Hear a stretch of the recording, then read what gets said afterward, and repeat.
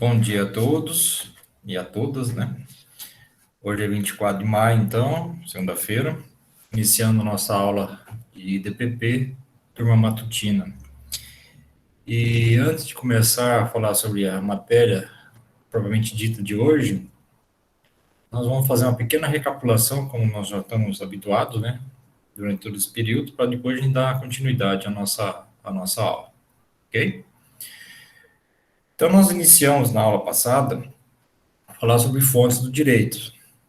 E aí nós explicamos que o direito ele tem como principal função é tentar resolver alguns problemas dentro das relações que possuímos entre nós, entre as pessoas, de modo geral, dentro da sociedade. Mas onde buscar essas soluções? É justamente dentro das fontes do direito ou fontes jurídicas. E essas fontes, como nós já explicamos na aula passada, elas podem ser de duas formas, seja as fontes primárias, também consideradas como fontes diretas ou imediatas, como as fontes secundárias, né, como fontes indiretas ou fontes imediatas. Com fontes primárias, nós destacamos as leis e os costumes. Já as fontes secundárias, destacamos as jurisprudências e as doutrinas.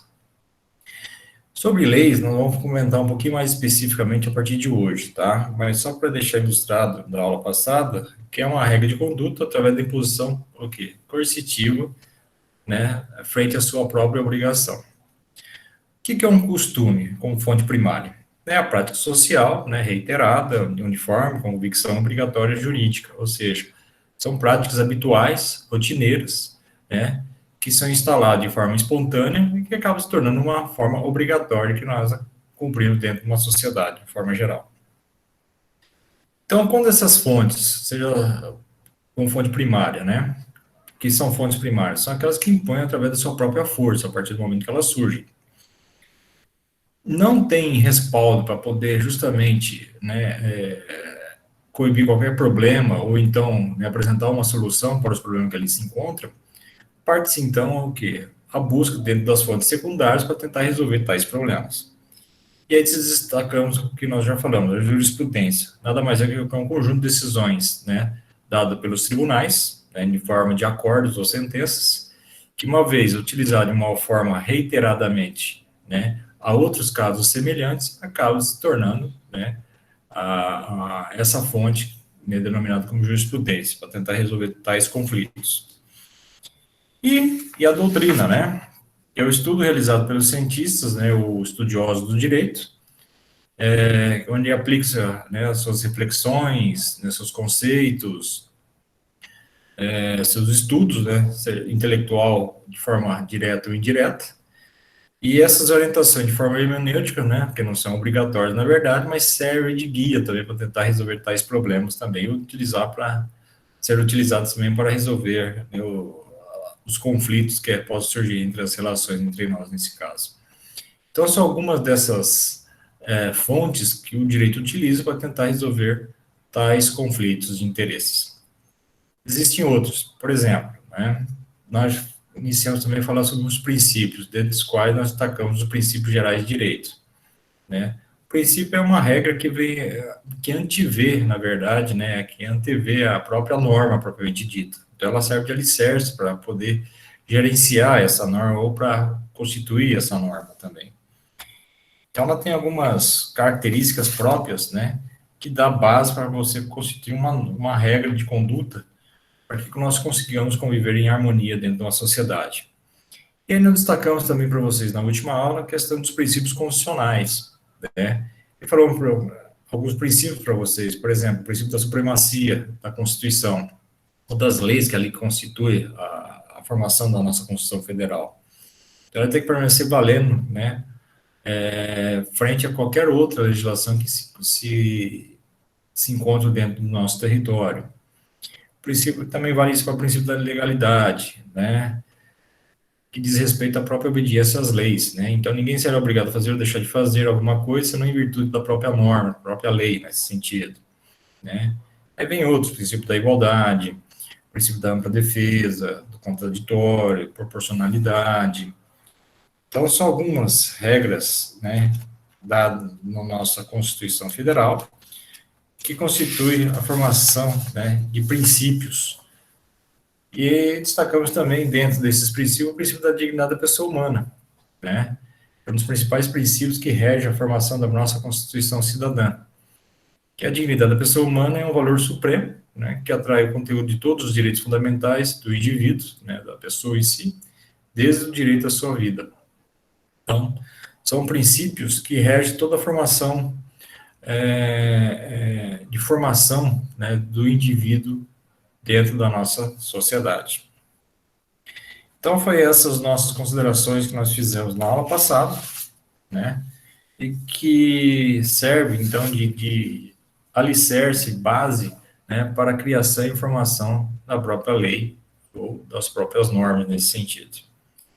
Só gostaria que vocês manifestassem se tinha alguma dúvida ficou aí que vocês quiserem, né, a mencionar para a gente poder depois dar sequência. Alguma dúvida, Claudinei ou Emily, referente à matéria passada? Tranquilo, professor. E você, Emily, tranquila? Tranquilo, professor. Ok, então. Bom, hoje eu vou falar um pouquinho sobre norma, tá? E propriamente dita sobre as leis, né? Bom, como já foi falado anteriormente, norma o que que é? Um comando, né? É uma regra de conduta, né? Que é feita através do Estado, né? Que é manifestado através do poder do Estado, né? Por intermédio de quem? Por um legislador. Mas quem determina isso? É a própria Constituição Federal, como já foi falado anteriormente. Então, a Constituição atribui poderes e competência aos poderes, seja de ordem executiva, legislativa ou judiciária, né? Ele atribuiu ao poder legislativo, né, a competência de criar leis dentro do nosso território. Então, cabe ao poder legislativo essa formação de competência de criação de leis, né, ou de normas, no caso, através da nossa Constituição Federal, ok? Então, o que é uma lei propriamente dita, né? Então, como eu falei dos princípios, que ele antevê, ou seja, antecede a formação das leis ou das normas, nesse caso, tá? O que acontece? Ela tem que partir de uma condição, né, a lei. Ela tem que partir de um molde, e esse molde parte dos princípios, ok? Mas o que é uma lei propriamente dito? Bom, existem vários conceitos sobre leis, tá? E eu parti de um conceito que é muito utilizado até hoje, né, de um doutrinador chamado Clóvis Bevilacqua, que ele foi, na verdade, um dos criadores do nosso Código Civil, mas não no nosso Código Civil atual, tá? O nosso Código Civil atual, né, foi um dos criadores, foi um senhor chamado Miguel Reale. Mas do Código Civil anterior, de 1916. Mas, professor, você vai utilizar uma conceituação do século passado? Sim, porque ainda ele condiz algumas características que devem conter toda e qualquer lei nesse sentido, tá? Então, segundo Cláudio, o que é uma lei? Lei, né, é uma regra geral que emana de autoridade competente, né, é imposta coativamente a obediência de todos, tá? É uma ordem geral obrigatória que emana de uma autoridade competente e reconhecida, então é imposta coativamente a obediência geral, tá? Então, isso é uma conceituação de várias que pode existir sobre lei, tá? Mas o que importa dentro dessa conceituação dado pelo próprio, né, doutrinador Clóvis Bevilacqua? Bom, como falei para vocês, uma lei deve conter algumas características básicas, né, para ela poder estar atuando. Primeiramente, tá? Segundo a nosso conceito, dizendo o seguinte, é uma ordem geral. O que significa ser uma ordem geral, né? É uma regra geral, na verdade, tá? E tem um caráter, né, de universalidade, ou seja, vale para todos, sem qualquer distinção ou sucumbindo à vontade da própria lei nesse sentido, ou seja, todos nós estamos sujeitos à sua imposição. A lei vale para qualquer um, para todos, na verdade. Então, aquele princípio da igualdade, da isonomia, é válido para essa condição de característica de uma lei em si, tá? Tem que valer para todo mundo, inclusive para quem a cria também, né? Isso vale também para o próprio poder legislativo também, que tem essa incumbência de criar a lei. Então, lei é uma regra geral, valendo para todos, ou seja, tem um caráter de universalidade frente à sua imposição, ok? Uma outra característica que deve conter uma lei, né, ela é de ser criada através de o quê? De um poder competente, ou seja, emanado de uma autoridade competente, ou seja, criado através de um poder competente. E essa competência recai a quem? Ao próprio poder legislativo. Advindo de quem? Da população, do povo. Ou seja, na verdade, a formação da norma é dado, né, pelo próprio povo, segundo a nossa Constituição Federal. Então, a Constituição atribui poderes à população, à sociedade como um todo, através da sua representação do poder legislativo, dos seus representantes legais nesse sentido, né? Através dos votos, né, das eleições, etc, etc. Então, a criação de uma lei se dá através de alguém que tem essa competência, tá? Em princípio, essa competência vem do quê? Da própria população, da própria sociedade. Através de quem? Da sua representação legislativa, ou seja, do poder legislativo. Quem atribuiu poder ao poder legislativo foi a nossa Constituição Federal, né? Então, ela atribuiu essa competência ao Poder Legislativo de criar essas leis, criar essas normas, para que todos nós consigamos conviver em certa harmonia dentro de uma sociedade em si, tá? E esse Poder Legislativo, ele é dado em três esferas, só para a gente poder, né, ilustrar um pouquinho essa condição, tá? Eu não sei se eu vou conseguir colocar aqui, vamos ver se eu consigo colocar um slidezinho aqui para nós aqui, para a gente poder justamente ilustrar um pouquinho essa condição. Deixa eu ver, deixa eu ver. Mas aí eu estou fazendo para tela inteira, né? Pode ser tela inteira mesmo, gente? Tá com Pode, problema? professor. Deixa eu ver se eu consigo voltar aqui.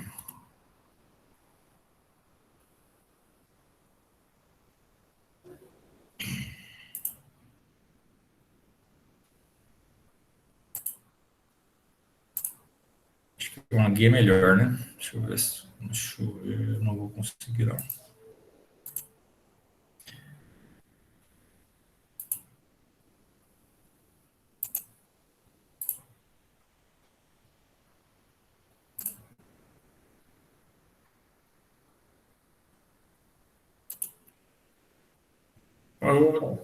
Vocês me falam se vocês estão vendo, tá, gente?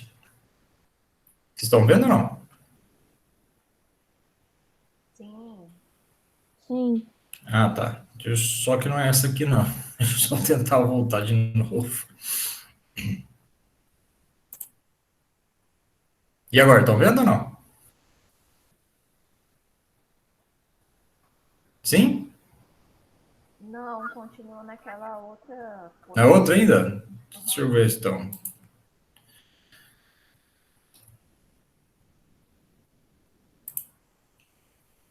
Tá nessa aqui ainda, né? Deixa eu só. Tá, tá. Deixa eu ver outra aqui.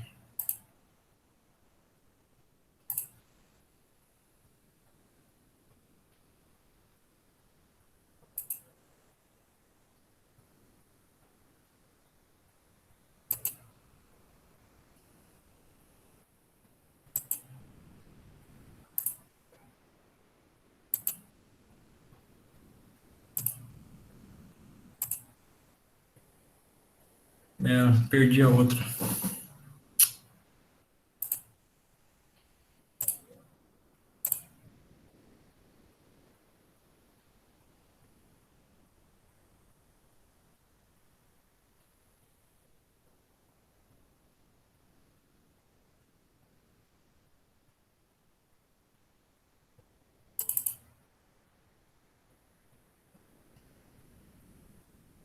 Vocês estão vendo sobre leis ou não? Não, professor. Não? Peraí, então. O que está acontecendo aqui?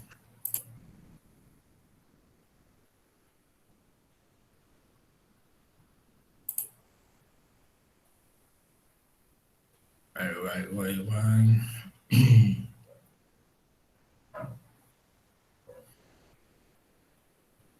Não vou conseguir fazer isso agora, não. Acho que eu apaguei aqui. Mas tudo bem. Vocês têm uma apostila, né? Vocês estão seguindo aí, né? Sim? A minha eu não tô conseguindo porque eu tô pelo celular, professor. Aí só dá pra assistir a aula. O computador meu tá travando hoje e não dá pra usar. Tá, então eu vou tentar explicando isso sem poder compartilhar aqui, então. Bom, o que eu estava explicando então para vocês. Então, dentro da formação desse poder legislativo, tá? Existem três esferas, tá? Esfera federal, né, que vale para todo o território nacional. A esfera estadual, que só vale dentro de cada estado federado, né, dentro do país. E dentro da esfera municipal, ok? Então, existem três esferas referentes ao poder legislativo. Na esfera federal, quem que faz parte dessa condição? Bom, nós temos lá duas casas, né? Por isso que ele é conhecido como bicameral, porque possui duas casas. Quais são essas duas casas? Né? Que formam justamente o Congresso Nacional. Bom, é tanto o Senado Federal como a Câmara dos Deputados Federais. Então, a criação de uma norma, né, que abrange todo o nosso país é dada pela esfera federal, né, que é formada por essas duas casas, por isso que é bicameral, que é o Senado Federal e a Câmara dos Deputados Federais. Esse conjunto dessas duas casas dá a formação do nosso Congresso Nacional, né, são os deputados federais e os senadores que nós temos lá como representantes dessas duas casas lá. Na esfera federal, tá, nós temos a chamada Assembleia Legislativa, né, que é formado justamente o quem? Pelos deputados, né, os representantes através dos deputados estaduais. Então, a nossa esfera estadual, né, legislativa é dada pela Assembleia Legislativa, que é uma única casa, ok? E por último, dentro da esfera municipal, nós temos a Câmara dos Vereadores, né, que são nossos representantes que fazem justamente a composição dessa casa legislativa dentro do município em si, ok? Então, o nosso poder legislativo se dá através dessas três esferas. Esfera federal, através do Congresso Nacional, Câmara dos Deputados e o Senado Federal. A esfera estadual, né, a nossa Assembleia Legislativa. E, por último, na esfera municipal, a Câmara de Vereadores, ok? Então, é através deles que tem essa competência de criar essas leis, né, nossos representantes que têm a competência de criar leis nesse sentido. E, por fim, uma outra característica que deve conter essa lei, né, que se tem através, né, da última composição, é imposta coativamente a obediência de todos. Mas como é que é feita essa obediência valendo para todo mundo? Bom, ela se dá através da sanção, ou seja, de um elemento coercitivo, ou seja, obrigatório, de imposição, que é a penalidade, que é a sanção. Então, imagine o seguinte, né? Você só obedece o que a lei determina porque existe uma contrapartida, ou seja, existe uma imposição a esse cumprimento dessa lei, que é a penalidade. Caso você não venha a cumprir, você vai sofrer as consequências por ela prevista também. Então, existe esse elemento de força que obriga você a cumpri-la, que determina a sua obrigação através dessa penalidade, da imposição à regra nesse sentido. Já tendo, muita gente não obedece, né? Imagina não tendo essa imposição. Então, essa é uma das condições previstas dentro da regra jurídica, ou seja, da lei propriamente dita, que é através de uma punibilidade, uma punição. Então, a lei se torna obrigatória perante a todos através desse elemento coercitivo de obrigatoriedade, que é a penalidade. Será que poderia existir alguma lei que não teria essa condição de força de imposição à regra? Como falei para vocês, toda e qualquer lei, na verdade, ela tem esse elemento coercitivo, tem esse elemento como consequência do seu cumprimento, que é a penalidade. Agora, será que poderia existir alguma lei que não existisse essa tal penalidade? Bom, como regra, né, não deveria, tá? Não deveria, mas pode abrir alguma exceção. Por exemplo, a lei vamos dizer assim, de controle de planejamento familiar, por exemplo, tá? Nós sabemos que lá na China, né, que é um dos países mais populosos do mundo, tá? O controle de natalidade ele é bastante rígido referente a isso, né? A pessoa que tiver mais de um filho, por exemplo, ele pode sofrer algumas previsões lá que pode ser contrário, né, referente a essa questão. Já no Brasil, isso já não funciona, porque não existe nada que torne-se obrigatório você ter mais de um filho aqui no país. Tem gente que, mesmo que não tenha condições, às vezes tem mais de 5, 6, 7 filhos por aí afora, né? Isso traz alguns transtornos, isso pode trazer alguns problemas de ordem social, nesse sentido, né? Manutenção dessas crianças, educação, moradia, etc, etc. Como lá na China é diferente. Lá o controle de natalidade, né, esse controle de planejamento familiar, por exemplo, ele é bastante rígido por causa né, dos custos que se tem referente a você manter uma família, né, o Estado proporcionar o mínimo de dignidade para qualquer uma dessas pessoas. Já no Brasil, isso já não funciona, porque não existe nada que proíba a pessoa ter mais de 2 filhos, por exemplo, ou mais de um filho nesse sentido. Mesmo que a pessoa não tenha condições, né, para ter mais do que um. Então, isso é uma falta do quê? De uma imposição legal desse tipo de normas aqui dentro do nosso território, tá? Já na China, não. Lá é diferente. Se a pessoa tiver mais de um, vai sofrer as consequências previstas dentro da legislação deles lá, tá certo? Então, esse é um exemplo, né, pela falta de punição, ou seja, não seria uma punição, mas um elemento mais coercitivo, né, mesmo que a pessoa não tenha condições de possuir mais de um filho dentro da sua condição financeira, social, etc, etc.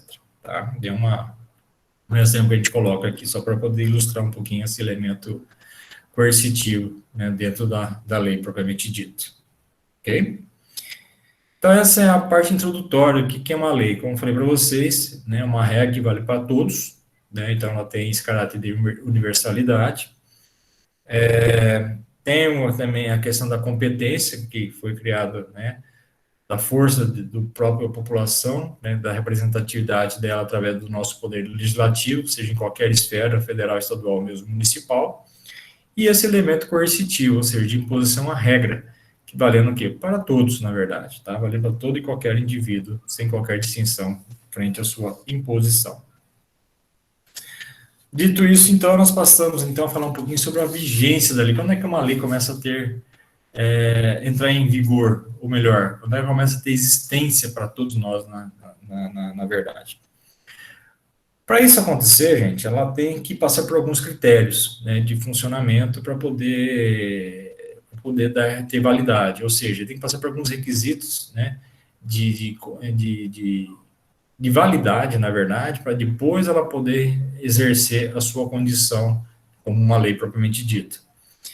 E um desses critérios, como eu falei para vocês, vamos supor, ele tem que passar por aquelas casas, né, seja no âmbito federal, estadual, mesmo municipal, ou seja através do Congresso, seja, né, valendo para todo e qualquer, né, lei dentro do nosso território, abrangendo a todos nesse sentido, né, seja através da Assembleia Legislativa, valendo só dentro do território, né, do Estado, propriamente dito, ou mesmo dentro do município, através da Câmara dos Vereadores.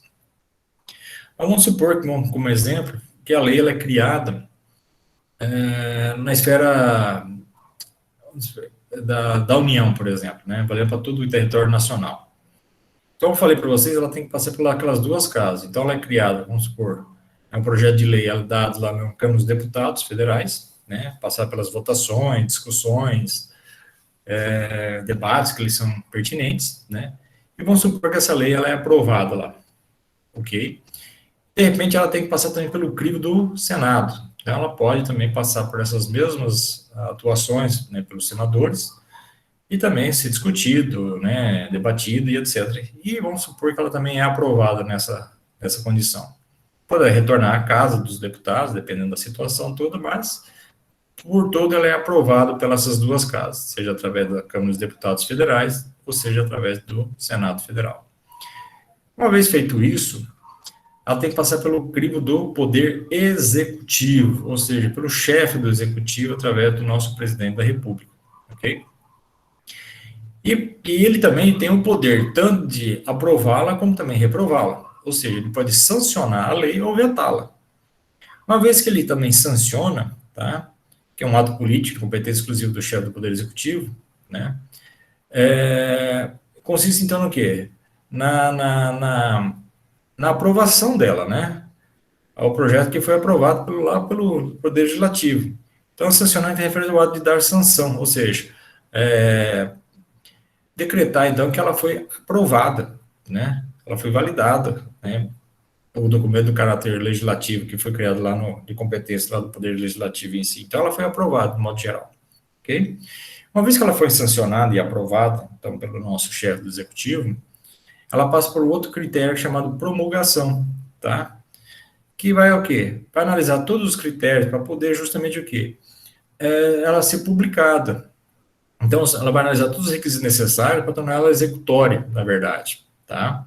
Então, ela vai partir para a execução do seu funcionamento. Então, ela vai ser oficialmente, né, reconhecida como válida, né, essa legislação em si. Uma vez que ela está promulgada, que seria um preparo, na verdade, para uma publicação. Então, a partir de que ela foi publicada, que ela se tornou o quê? Conhecida para todos. Então, ninguém pode alegar, né, alegar desconhecimento da lei, uma vez que ela foi publicada dentro dos órgãos oficiais. Independentemente de você viu, ou leu, né, ou teve o conhecimento da lei, uma vez que ela partiu para esses três critérios, né, de validade referente a ela, tá? Ninguém pode alegar depois ignorância ou não conhecimento dessa lei depois, tá? Então, ela tem que ser sancionada, tem que ser promulgada, e uma vez publicada, né, ela torna conhecida para todos, sem qualquer distinção nesse conhecimento, tá? E aí, a partir desse momento que a gente começa a discutir, quando é que ela começa a ter o quê? Existência, ou seja, validade para todos nós nesse sentido. Então, a partir da publicação da lei. Então, publicação, na verdade, é um dos requisitos de validade da lei, como sanção e a promulgação, ok? Bom, a partir da publicação, essa lei, então, ela começa a ser discutida quando é que ela entra em vigência, na verdade, propriamente dito, tá? Isso vai depender do quê? Do grau de complexidade que essa lei tiver. Partindo de quem? Do próprio legislador. Então, o legislador, aquele que criou a lei, tá? Ele pode determinar que essa lei, se for de baixa complexidade, ela pode entrar em vigência a partir da data de sua publicação. E ele pode manifestar isso de duas formas, ou seja, de forma expressa ou de forma tácita, tá? Quando é de forma expressa, o legislador vai dizer na própria lei que essa lei entrará em tal data a sua vigência. Por exemplo, como falei agora há pouco, se é uma lei de baixa complexidade, ele pode determinar de imediato a partir do momento que ela foi o quê? Criada, ela foi publicada, na verdade. Então, ele vai dizer expressamente, esta lei entrará em vigência na data de sua publicação. Então, publicou, entrou em vigência. Por quê? Porque ele considerou que essa lei é de baixa complexidade, pode ser aplicada imediatamente, sem qualquer prejuízo à sua condição, né? Então, vamos supor, eu crio uma lei, né, de obrigação de uso do cinto de segurança dentro dos carros, né, a partir do momento, vamos supor, estou só colocando em hipótese, lógico que já foi criada há muito tempo, né, mas eu criei essa lei hoje, eu posso aplicá-la hoje? Se ela foi publicada hoje, posso, porque não está trazendo nenhum prejuízo a ninguém nesse dia, porque já existe o cinto de segurança dentro do carro e a pessoa só tem que usar. Não tem nenhum gasto a mais, não tem algo diferente que vai trazer algum malefício de imediato a alguém, né? Muito pelo contrário, ele vai trazer já o benefício imediato a população em si.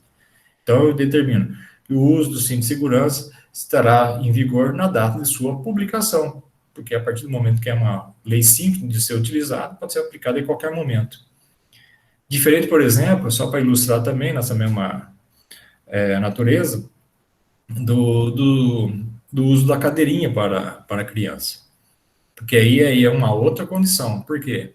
Porque a pessoa vai ter que adquirir o que é uma cadeirinha da criança, as fábricas vão ter que se adequar à nova condição, porque muita gente vai querer utilizar e às vezes não tem o material disponível para poder utilizar no imediato, então ele vai ter necessidade de dar um tempo maior para isso, né? Então, a lei de utilização da cadeirinha para todas as crianças dentro do carro será entrar em vigência, sei lá, 60 dias após a sua publicação, por exemplo. Então, levou-se um tempo maior, porque é uma legislação um pouco mais, né, difícil de se aplicar imediatamente, então ela é um pouco mais complexa, para poder justamente o quê? Estender um prazo para as pessoas poderem se adequar à nova condição, para poder justamente ter condições financeiras para comprar essa cadeirinha e para poder justamente utilizar no momento que é obrigatório.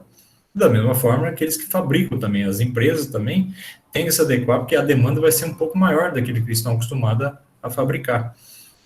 Então, tudo isso tem que se adequar a uma realidade, né, porque as pessoas possam justamente, né, se ajustar à nova demanda, à nova realidade que está sendo imposta a elas nesse sentido. Então, dependendo do grau de complexidade, né, que a lei exige, é necessário dar um tempo maior também para as pessoas poderem se adaptar à nova realidade.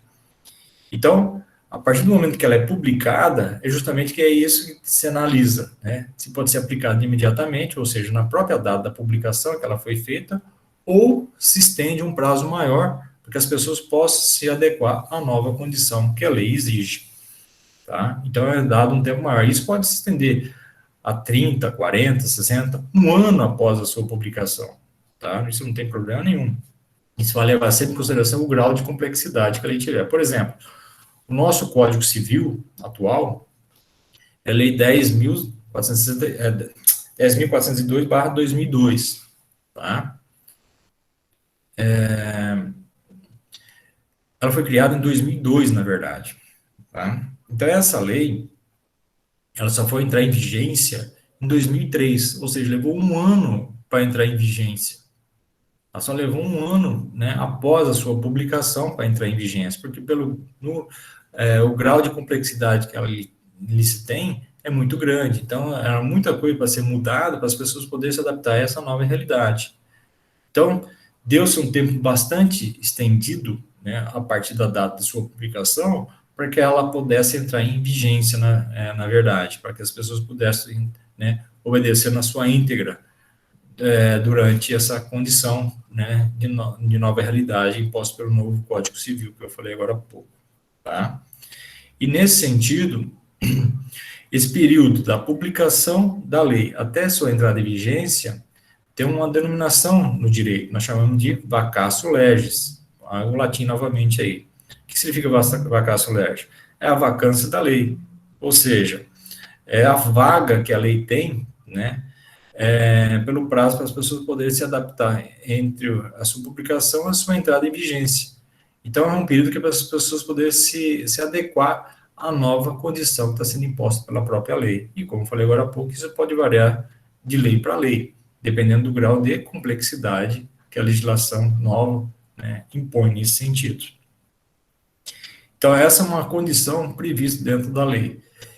E essa imposição, né, ela, como eu falei agora há pouco, pode ser de forma expressa, tá? Quando o legislador vai manifestar quando é que essa lei vai entrar em vigência, ou seja, ele vai determinar por escrito isso na própria lei. Esta lei entrará em vigência na data da sua publicação, ou esta lei entrará em vigência 30 dias após sua publicação, dependendo do grau de complexidade, 60, 90, um ano após a publicação, como é o Código Civil, que eu falei agora há pouco também, tá?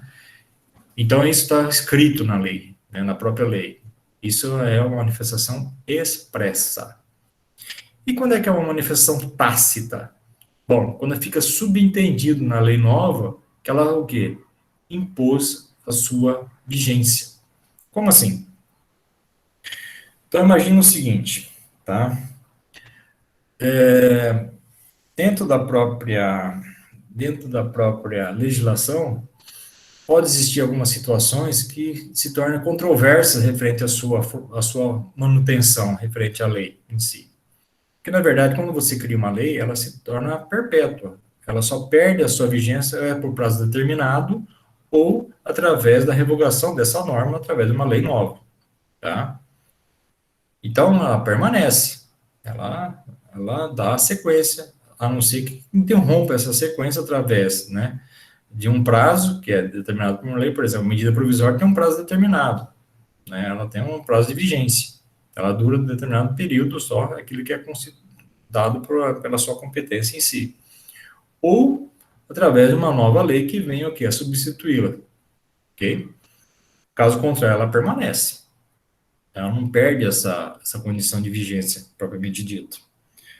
Já na manifestação tácita que eu citei agora, vou manifestar agora, pode existir o quê? Uma substituição de uma forma, né, que fica subtendido na própria norma antiga, que ela perdeu essa vigência. Por exemplo, na lei do Código Civil antiga, de 1916, ela dizia direitos do homem e deveres da mulher.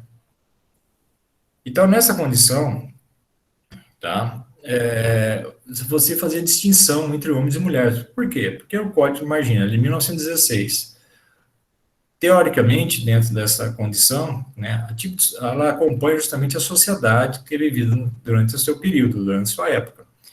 Em 1916, a sociedade que nós tínhamos dentro da nossa condição brasileira é totalmente machista, onde a mulher praticamente não tinha voz nenhuma, né? Ela estava ainda construindo essa condição para ter, né, alguma manifestação de vontade referente a isso. Tudo era direcionado ao homem, tanto que a lei era formada pelos homens em si. A mulher praticamente não tinha manifestação ativa referente a essa condição, dessa construção dessa lei. Então, em 1916, tudo era voltado para o homem, tanto lá como falei, tinha capítulo que era direitos do homem e deveres da mulher, né? Principalmente em relação ao casamento. Então, existem algumas entraves, né, que colocavam contra a mulher e que o homem, né, sobressaía nesse sentido. E isso perpetuou até 2002, porque só a lei nova, a partir de 2002, que na verdade entrou em vigência em 2003, tá, é que houve essa mudança. Mas veio a nossa Constituição de 88, dizendo em um dos seus primeiros artigos, todos são iguais perante a lei. Espera aí. Se existe uma distinção que se fazia dentro do Código Civil, né, que é uma lei ordinária, que está abaixo da nossa Constituição Federal, né, que chega em 88, através da sua formação, né, como uma Constituição Cidadã, determinando que todos são iguais perante a lei, como é que pode existir distinção entre homens e mulheres nesse sentido? Não poderia mais. Então, na verdade, mesmo com a substituição do Código a partir de 2003, mas já vinha a legislação superior, no caso a constitucional, impondo uma nova condição, né, que não poderia mais existir essa distinção entre homens e mulheres, dizendo que todos são iguais perante a lei. Então, isso houve uma forma de substituição dessa lei antiga, né, em que, né, ficou subentendido, né, que essa lei perdeu a vigência, porque existe uma lei hierarquicamente superior, no caso a Constituição Federal, impondo que todos são iguais perante a lei. Não pode existir nenhuma distinção entre homens e mulheres. E isso permanece até hoje, tá? Lógico que veio depois a legislação, né, ordinária, que é o Código Civil depois atual, dizendo realmente que todos têm que ter os mesmos direitos e mesmas obrigações, né, valendo tanto para homens como para mulheres nesse sentido. Mas, né, como ainda não havia essa substituição anteriormente, só ocorreu justamente a vigência da lei de 2002 em 2003, tá? Só que já vinha desde 88, através da nossa Constituição, essa questão de igualdade, de isonomia, valendo tanto para homens quanto para mulheres. Então, houve uma forma de substituição. Nesse caso, houve manifestação de forma tácita.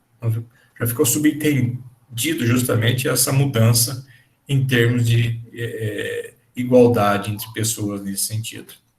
Ok? Então, esse é um exemplo que eu coloco para a questão de manifestação tácita da lei. Então, não precisa estar escrito propriamente, basta estar subentendido.